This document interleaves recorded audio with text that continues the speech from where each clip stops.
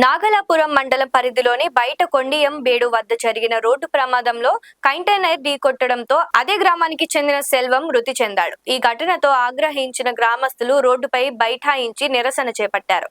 ప్రమాదాలు తరచూ జరుగుతున్నప్పటికీ అధికారులు ఎలాంటి చర్యలు తీసుకోవడం లేదని వారు ఆరోపించారు.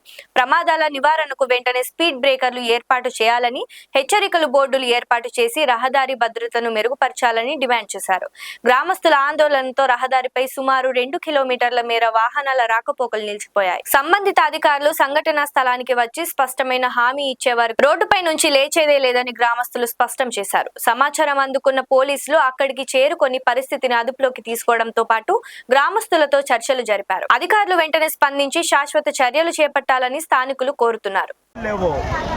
చిన్నపిల్లలు స్కూల్ పోయింది, ఏ సమాధానం లేదు. లారీలు ఓన్ వస్తున్నాయి, ఏం చేయాలి? పిల్లలు పెట్టుకొని యాక్సిడెంట్లు జరుగుతున్నాయి. ఇప్పుడు దాదాపు 7 యాక్సిడెంట్లు జరిగాయి. దానికి రెస్పాన్స్లో ఏమిలా వేస్తాం కలెక్టర్ కార్యక్రమం ఇచ్చాం. దానికి రెస్పాన్స్లో ఏమిలా, దానికి ఎడ పెట్టుకోవడం. స్పీడ్ బ్రేకర్లు వేయాలి, రోడ్ వేయాలి.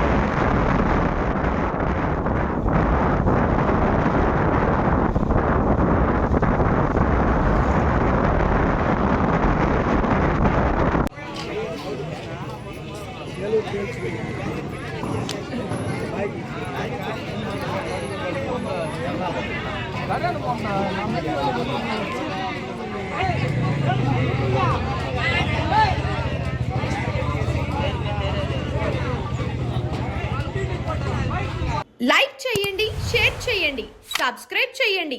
మరిన్ని వీడియోల కోసం బెల్ సింబల్ పై క్లిక్ చేయండి.